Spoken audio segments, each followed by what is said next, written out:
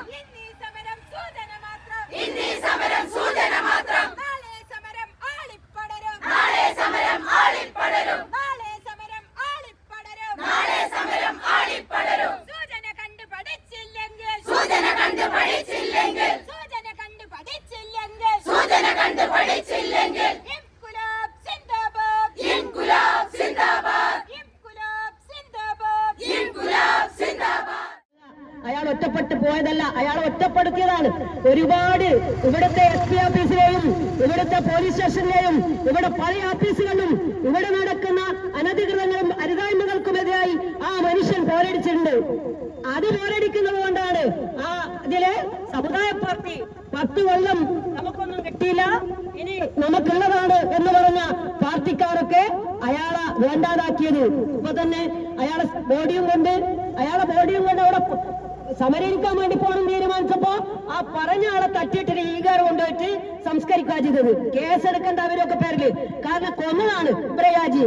അയാളുടെ കയ്യിലുണ്ടായിരുന്ന അയാള് ഈ കാക്ക അരിച്ചരിച്ച് കൊണ്ടുവരാന്ന് പറഞ്ഞിട്ട് അയാൾ ഈ കളിപ്പാട്ടങ്ങളും തൊപ്പിയും അങ്ങനെയുള്ള സാധനങ്ങളൊക്കെ വിറ്റ് എന്നിട്ട് കിട്ടുന്ന പൈസ സ്വരുക്കൂട്ടി 10-75 ലക്ഷം രൂപയാണ് ഈ KPCCയുടെയും അതുപോലെ തന്നെ ഇന്ത്യൻ യൂണിയൻ മുസ്ലിം ലീഗ്. നിങ്ങൾ കണ്ടില്ലേ ആരാ അവർക്ക് ഈ ഷെയർ ഭരിച്ച് കൊണ്ടുകൊടുക്കുന്നത്? എന്നിട്ട് പറയാം ഞാളോ എന്നിട്ട് ആളല്ല.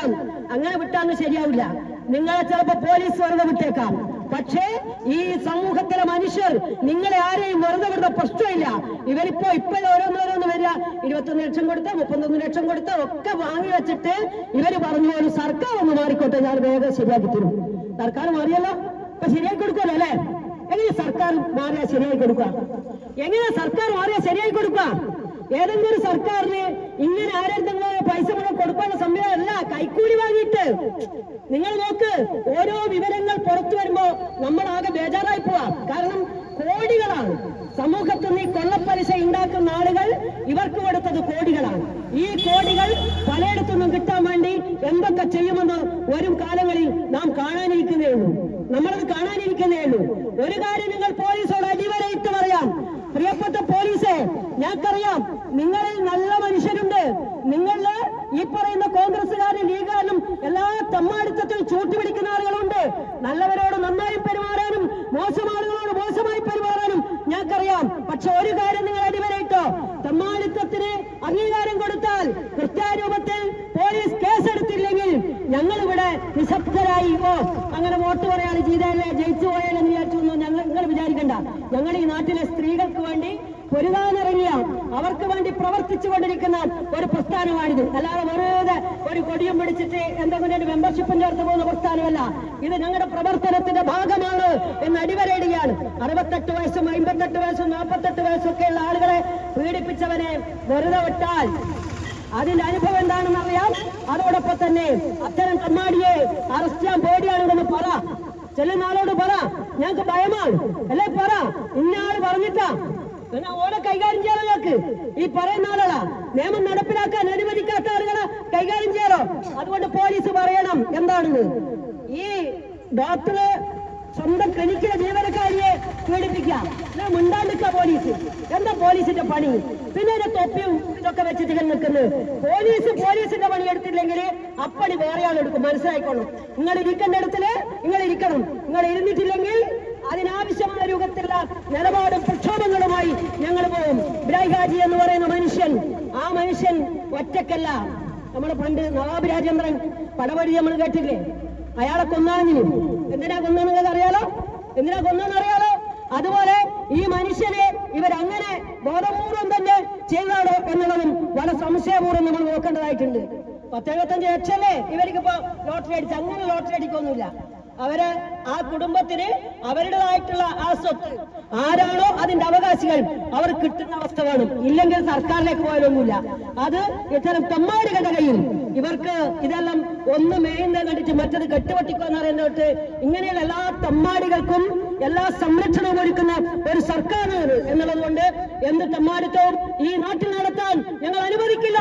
ഈ മഹിളാ പ്രസ്ഥാനം ഇതിനെതിരായിട്ടുള്ള അതിശക്തമായ പോരാട്ടം നടത്തും. ഇവരെല്ലാം